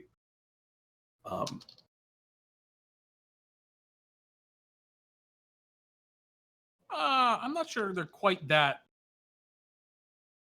I think a thing that Grung is true about them is that they're like, Grung are the best things. Grung are superior to other races. Is a thing that's in the idea, and I feel like I don't like the like we're better than you, but like I like the idea of them being like, I'm not better than you because I'm a Grung. but we the Grung are the best. We're the best. Which I think is a good vibe. And I actually think I've gotten that vibe from like Frog and Hoppin' and like the Pharaohs and stuff before. Okay, so we can say Grung societies tend to be insular. They do not often concern themselves with the goings on of other Data, don't you attack that. All right, the cat's going away, guys. He went after my cat. V-Money's got some names for Grung here. Hoppy, Skippy, Jumpy, Bouncy, Stinky, and Slippy. Slippy Toad! That's those for Star are Fox. all very good. Grung names.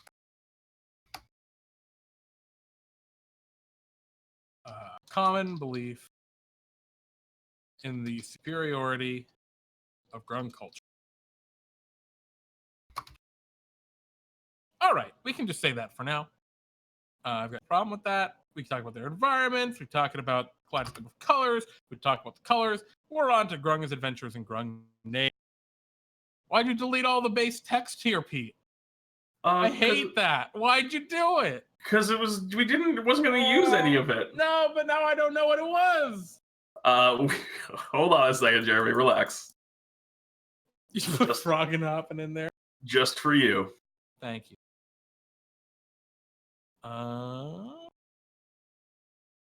Yeah, so what are like the roots of Grung names? I think the roots of Grung names are often associated with their caste and their legacy. It seems like a thing to focus on because that's kind of what we've been focusing on. Yeah, so Grung names are often rooted in their colorations, castes, or the history of society. Do you want to put anything else in there? Do we want to talk about the idea of like some Grung don't do that because they're like, fuck this shit. Yeah, I think we can say that. I want my own name. Some Grung eschew the confines. I'm sorry for my big swear that I used there. That's fine. Big swear. Oh no. Of Grung culture. And adopt names. What do you want to say? Adopt names. Do we even need to say that here, or should that really go in the Grung's adventure? I feel like in the name section, we're talking specifically names. Yeah, but do Grung change their like? I don't know. I was just throwing it out there because like there's not really a naming convention that I think is established for Grung. I see. Here's what I think. Just to throw some lore out there. I like the idea that names in Grung are often unintelligible to people who don't speak the language of Grung. So sometimes they'll choose names based on their physical characteristics to make themselves identifiable to people who speak Common. How do you feel about that? I think I think that's a fun little piece of lore that we can throw in. This up here then. Grung is often in the coloration cast and history of their societies. Cool. Go ahead. Grung names are often difficult to pronounce for those who don't speak their native language. Our names so far: Frog and Hoppin', Greenie, and Gob Moss. Those are just the Grung and D&D time. I don't know if we want to put Frog and Hoppin' on there because that's almost more of a title than a name. But Greenie and Gob Moss, we gotta put our D&D time ones in there.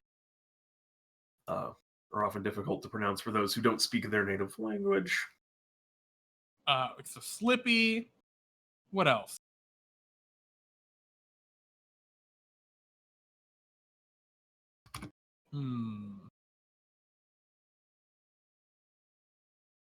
Croaker.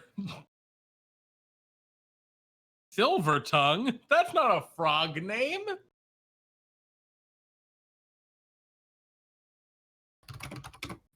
Let's see. Coloration, cast, and the history of the society. So maybe like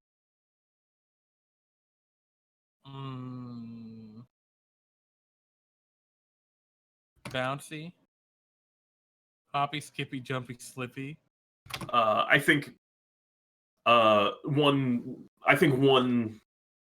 jumpy name kind of thing. There was one before that I liked. That Sneeple. I thought Sneeple did sound a lot like a froggish name. I like that Darius threw out. Yeah. Okay, we'll add Sneeple. Sneeple.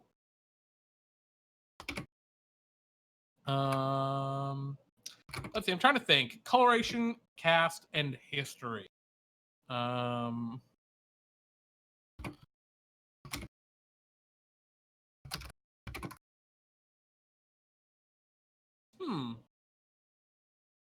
See, we have Croaker, Greenie, Gama, Slippy, Sneeple, and I think we need like a couple more. Tree Peeper, no. Because here's the thing. My first thought here is, so far we've had only a couple Grung, but a lot of them we've adopted a kind of similar voice. And it's not saying that all Grung have to use his voice, but if I couldn't say the voice in this name, then I don't know if we could I don't know if I want to put it in the Grung list. Like I could be like, hi, I'm Croaker. Hey, I'm Greenie. Hey, I'm Godmouse. I'm Slippy. I'm Sneeple. I feel like I'd have a hard time saying, I'm a Nura. It's just a little, it's got that weird like, in there. It's got to have like bloobut and kind of like, it's got to be something that you could easily say in the Murloc kind of thing. Yeah, I think so. Heavy. I'm sure there is like some language, like terminology. Yeah, I know what you're saying. Yeah, that we just don't know because we're bad. Purple. Purpley made me thought of plurple. I'm plurple. Just added an L to the word purple.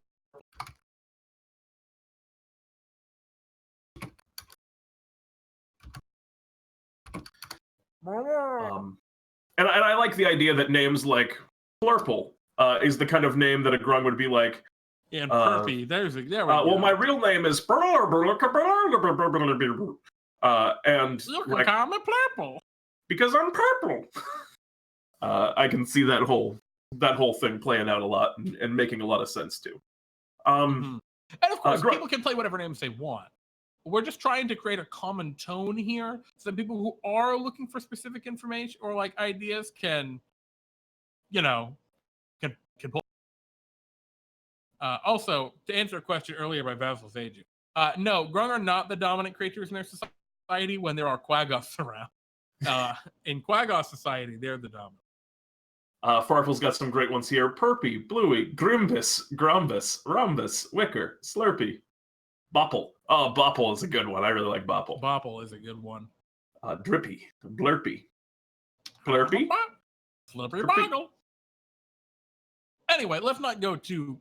And that's a good little chunk of them. I wrote here, Grung names are often rooted in their coloration, caste, or the history of their societies. These names are often difficult to pronounce for those who don't speak their native language, so many Grung will adopt new names that are easier to pronounce in common when traveling with individuals from other cultures. I think alternative names instead of new names. Yeah. Yeah, I like this a lot. Blue. John. Yep, there we go. Perfect. Cool. So we're on to our last part here, which is Grung's adventures, and then we can get back down to Sticky Toes versus Grippy Toes. The real heat is on. I'm okay with calling it Grippy. I kind of gave up. I'm making a straw poll for that, so. Oh, shit. Never mind. Fuck you. I'm sticking with Sticky Toes. Yeah. Go ahead, Pete. Make that straw poll. Grippy Toes? Rhymes with orange. Or Sticky Toes. Or cringe. I'll allow multiple options. No, you have to take a stand here. What's the issue with calling it Sticky Toes? Farfel. The argument is that because it doesn't let you stick to glass necessarily, right? You still have to, like, things would still be impossible to stick to. Yeah, but that's not what it does. It just gives you a climb speed. So but we'll come back to this. This will be the climax of this episode, is deciding on this. Is sticky toes versus grippy toes? Yeah, so let's do Grung's Adventures. Actually, question really quick: do we want to do this? We kind of were. I was thinking that when we had less, but like. Yeah, I mean, it's got plenty in there. It's just what do we need, right? Like, I think we can just say some pretty basic stuff as Grung for Adventure. Yeah, I think honestly, and this is how I'll be honest. A lot of the times, this guides my amount of flavor I want to put in. It'd be nice to get Grung names wholly on the next page. That's fair. Based on the needs and desires of their societies, based on these societies, and a Grung's cast.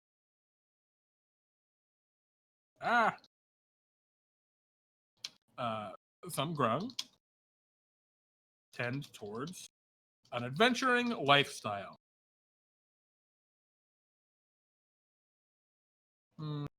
Actually, I think we say rather than tend towards, I think, like will set out on, or will take to, or will. Yeah, and I think we can put the tends toward up here. Although most Grung tend to stay within the confines of their domains. Domain is still not a word. I don't like that word still. We used it up here. Yeah, I don't like it there. I liked it in the other spot, but I'm not crazy about it there. Yeah. It's within the confines of their society, or rather than the confines. Yeah, I don't think we need that. I think we can just say, although most Grung tend to stay within their own societies. Yeah. Okay. Well, you want to say? Do you want to use the word insular in here as well, or no? Because we used it way before. I don't think there's any need to double down on that.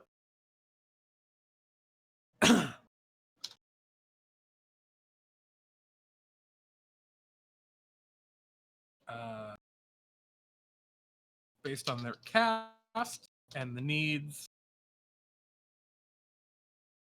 of the society. Cool. Some Grung adopt an adventuring life. Yeah, adopt is there. Perfect. A nice, simple little thing there. Is spider climb overpowered? Oh, I'm seeing. I see. Yeah. We're just not. It's not that it's overpowered necessarily. It's just I don't think we necessarily need like a spider climb for the Grung. You know. Yeah, I'm not sure this is. I think it's like not that it's even that it's overpowered, because I don't think spider climb is like inherently overpowered. It's just they already have a lot, and there has to be places where we put some give on them. Yeah, exactly. We can't just give them literally. I think I can definitely see where it would make sense if they had that, but yeah, but like at the same time, the Grung don't have that. Oh my god, that horrible picture. Yeah, and I think that like there are going to be situations where you can kind of flavor your climb speed in that way. Yeah, I think so as well. It just doesn't have the mechanical implication. So maybe that will affect your choice of whether it's sticky or grippy toes. Yeah. Grung are great. I agree, Bionic Sheba. Okay, so adopt the adventuring lifestyle. Choose to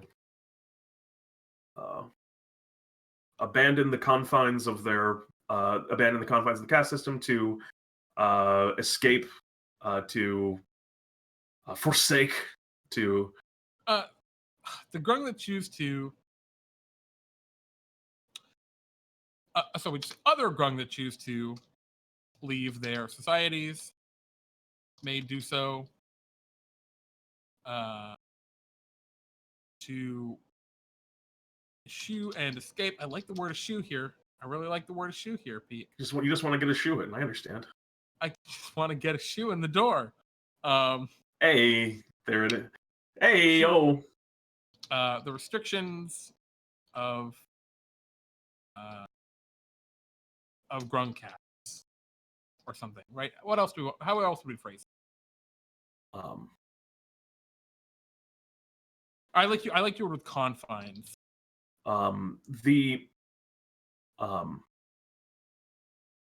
I think rather than that, some grung above.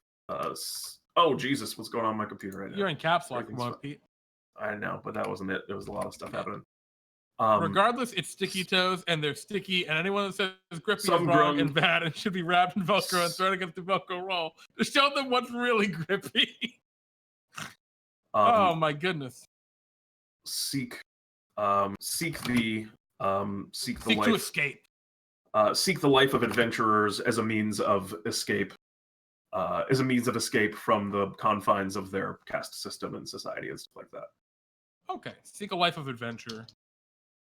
To escape the confines of the caste they were born into, or I'm gonna add a shoe in there. The confines of... Is that appropriate with a I think it is. I think it's an appropriate shoe. You're trying to change to get rid of my shoe.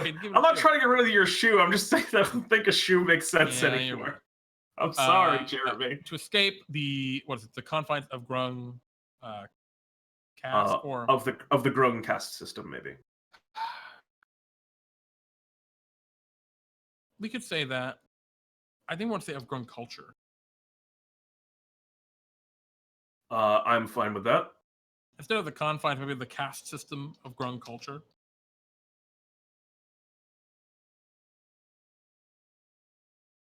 Does that sound better to you? Yeah. I think that's fine. Some group seek like adventure escape. Farfield's gonna write a treatise on grippy versus slippy. I mean sticky. To escape the, I don't know, that feels weird to me actually. The caste system of Grung culture. To escape, you don't like the confines? Yeah, but like I don't want to see the confines of Grung culture. Because we've just said that Grung believe their culture is the best. To escape the the rigid definitions of Grung culture. To escape we could say that. The something constraints to escape the constraints of Grung culture, I think is better than.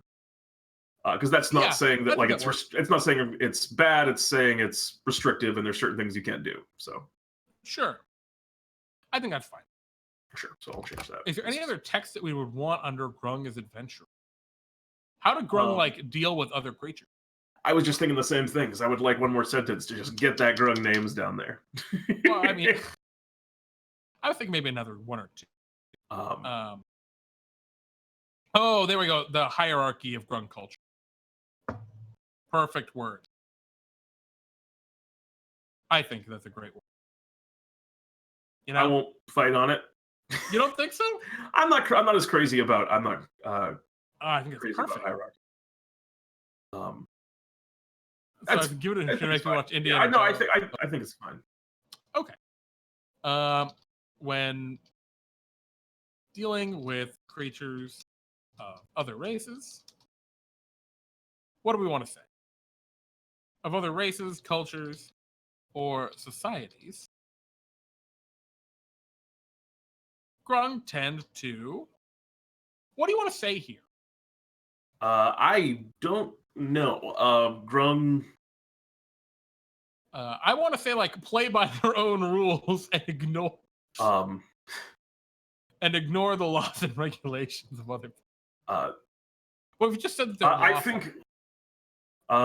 think a statement rather than even saying what do Grung do, I think something like the idiosyncrasies of Grung culture tend to bewilder adventuring companions of all other walks of life. Like something along those lines. That is an excellent phrase.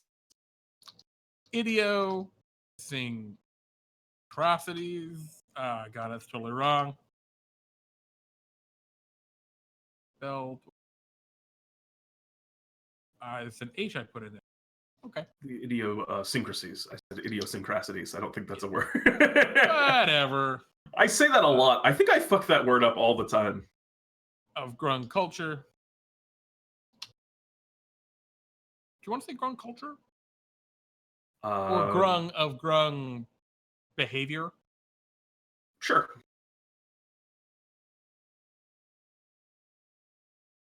Tend to confound and not beguile. Tend to what? Confound and blank. Bewilder. I think you don't even need 2 words. I think just tend to bewilder. Okay. So I don't want to say more civilized words, because that's just I think just adventuring companions of other cultures. And then I think we can even not go like when dealing with creatures of other races and cultures. I think it could just be new sentence: the idiosyncrasies of Grung behavior tend to bewilder adventuring companions of other.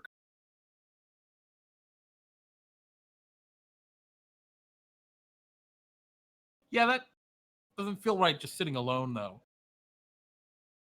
I mean, we can just toss it on to the end of the last paragraph and make it 1 paragraph. It doesn't have to be 2 things. If you're worried about that. I'm not sure if I like that. I don't know. I just feel like it's overly wordy to say when dealing with creatures of other races, cultures, and societies. That's like a lot of fluff. Yeah, I guess you could say that. So we can just say the idiosyncrasies of Grung behavior as adventurer. No. Because it just feels out of place to just immediately say, they tend to bewilder, blah, blah, blah, blah. How come? I don't know. Oh, tend to bewilder adventuring companions out, and maybe rather than tend to, often bewilder adventuring companions. Yeah, totally sold on it. Other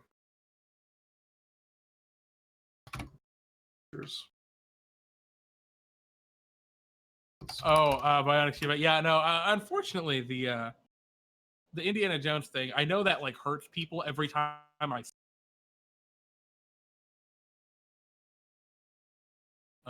Instead of adventure companion, we have a different word that's a little more open. I don't want to say like creatures. I can't think of anything just because we're in the context of talking about them as adventurers. Yeah.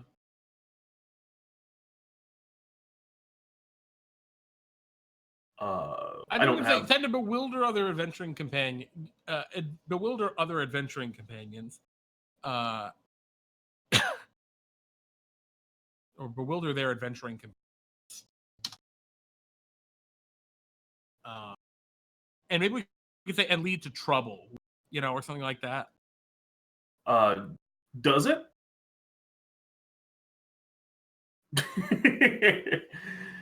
That's a good look. Yeah. Idiosyncrasies of Grung behavior often bewilder their adventuring companions and can lead to misunderstandings with creatures of other cultures and backgrounds. Sure, I'm down on that.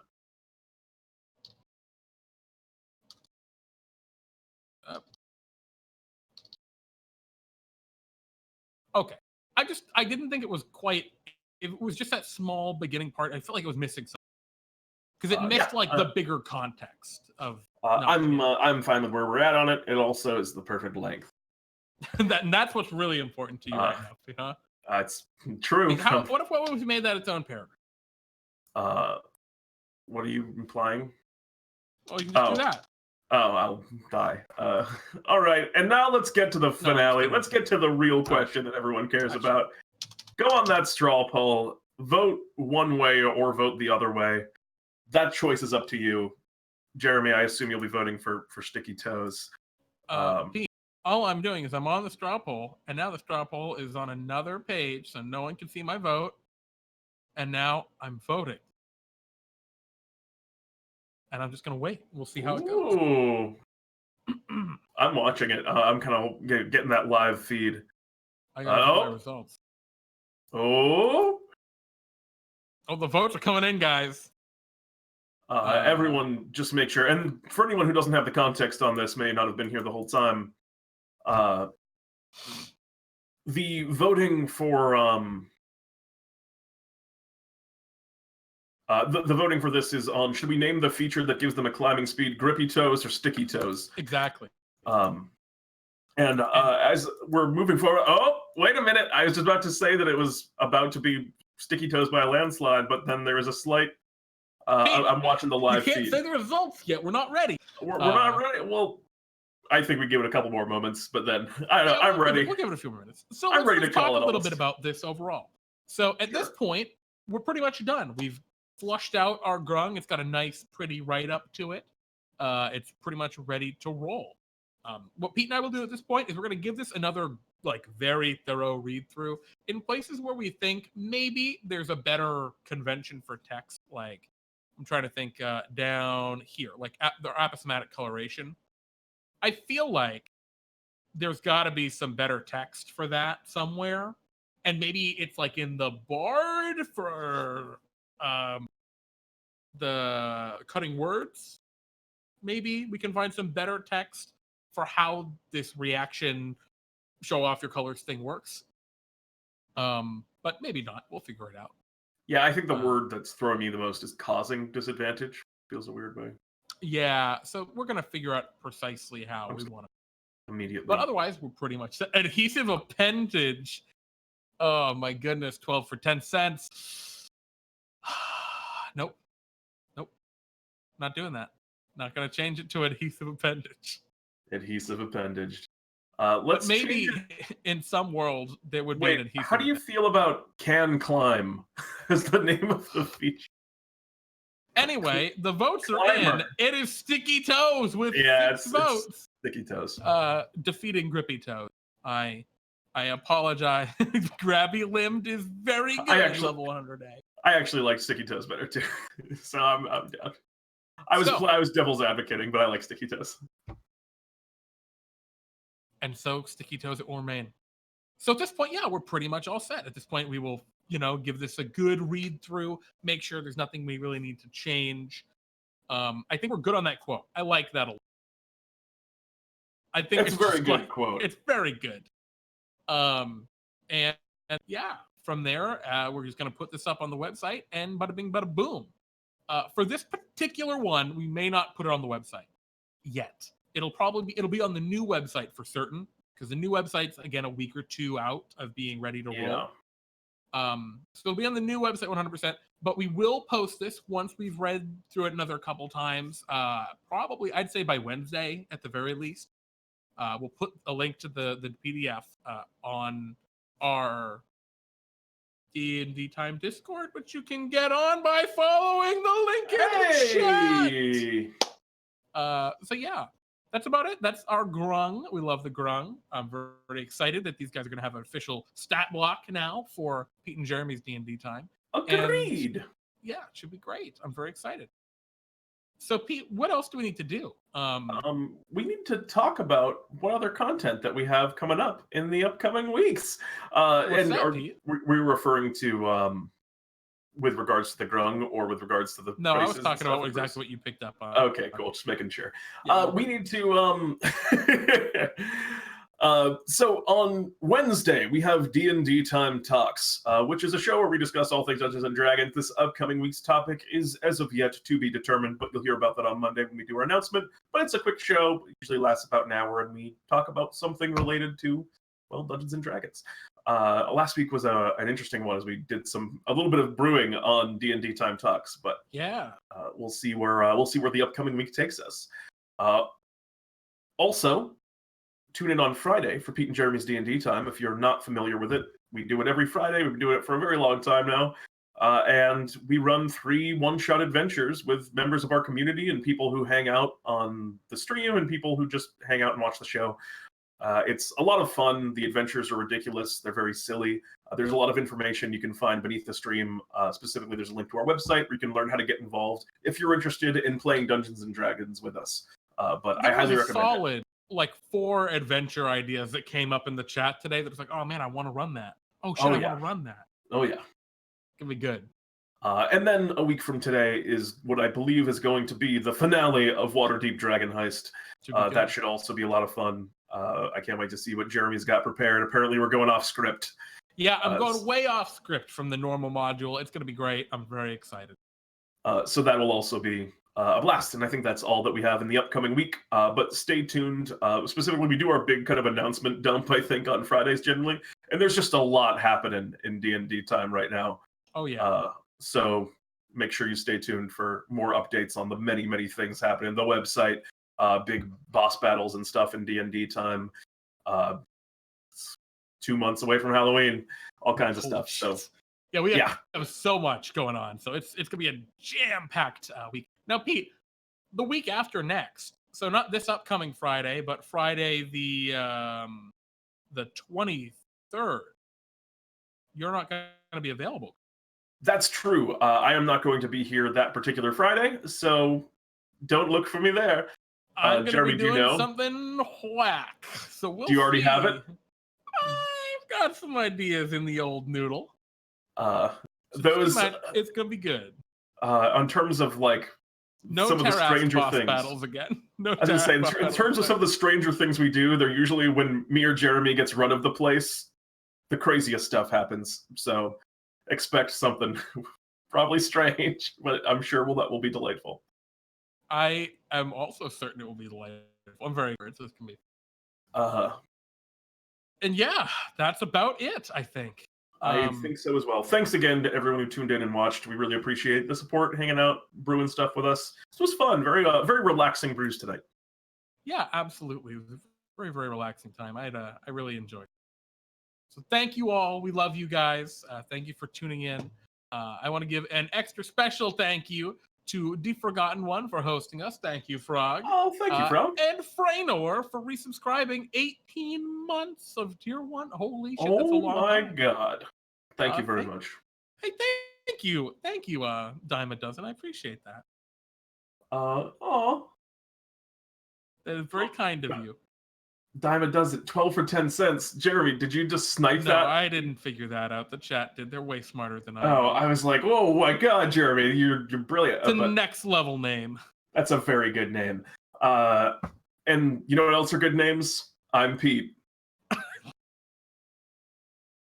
I'm Pete's a weird name. I'm Jeremy.